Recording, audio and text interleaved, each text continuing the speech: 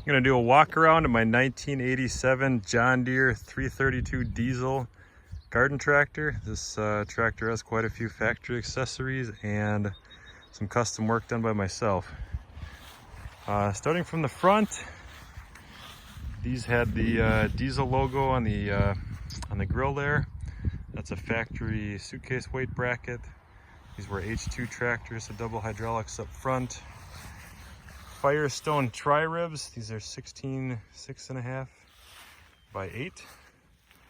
Complemented in the back by Firestone flotation 23 degree 26 12 12. There's a set of 75-pound starter weights on each wheel, and then stacked on top of that is a 50-pound wheel weight. Tractor has a factory deluxe suspension seat platform, which allows you to dial in the spring force for different weights. It's real nice for bouncing around out in the fields. Factory 3-point hitch. And that's about it for options on this tractor. We'll start getting into some of the custom stuff here. Starting from the rear, there's a bracket bolted to the rear end and the hitch plate. I take this tractor to Expedition garden tractor pulls once in a while, and that allows me to put a clevis higher up than the factory hitch location. So I got 4 different holes I can adjust depending on how much leverage I want. This tractor does have a 2-speed rear end with a diff lock out of a 420/430 garden tractor. Had to cut the holes in the fender deck. The linkages did need slight modification to fit in the 332. I believe that's similar to a 318, but this is a little different tractor with the radiator where it is in the dash.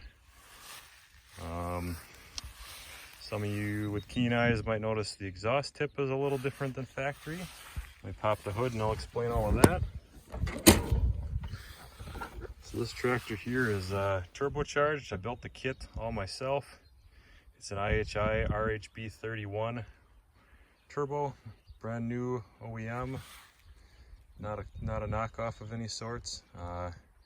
So up on the dash we have a boost gauge. It's actually a Summit oil pressure gauge.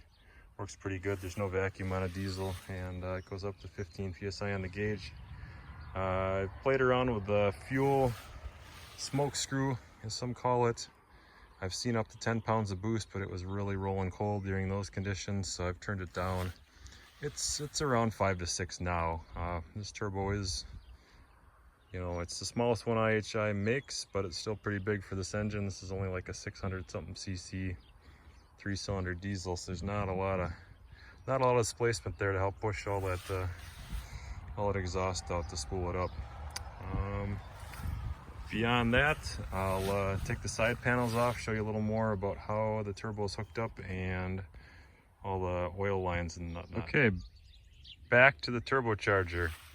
It's a John Deere exhaust manifold. I believe it was from a skid steer that used the same engine as this. I do not recall the model, but I did buy that from John Deere. The intermediate piece is all homemade. I pie cut a piece of tubing to neck it down like that. I had the flanges laser cut. It's all stainless steel. The exhaust pipe is all stainless steel. Again, had the flange laser cut. This is a thermocouple for exhaust gas temperature, EGT. There's also one on the intake side and in the oil temperature as well. We can see on this side the turbo oil drain. That needs to be redone. There's just not enough vertical drop. It does back up a little bit, and I do see some oil on the charge pipe side of things, so I need to redo that. There's really nowheres on this side of the engine to tap in, so I'm gonna have to get creative for that.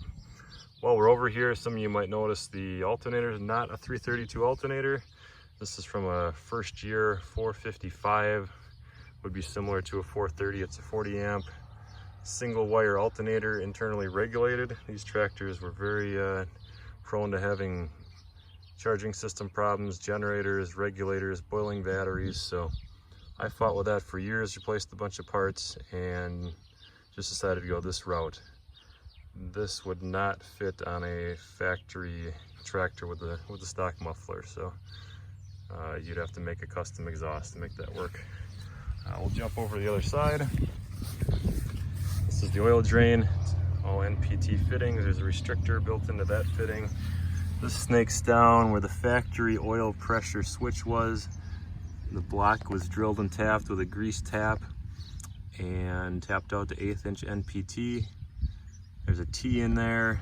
The line runs up to the turbo. This is the thermocouple for oil temperature, which really doesn't work too good. I think there's just too much flow in that area. And this is the factory switch again hooked up.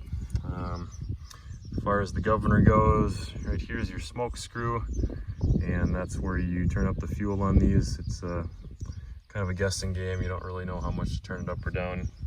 Kind of depends on the tractor.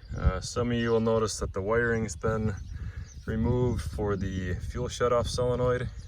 The tractor came that way. Something in the controller or the wiring is bad, so I just went to the 330 engine shutoff. They didn't have a solenoid. That was more of a stripped down tractor. This is some of my thermocouples. I have a gauge that I can hook up and monitor those as I'm running. I think that's about it. Certainly subscribe. Make sure to ask a bunch of questions in the comments section. And until next time, we'll talk to you later.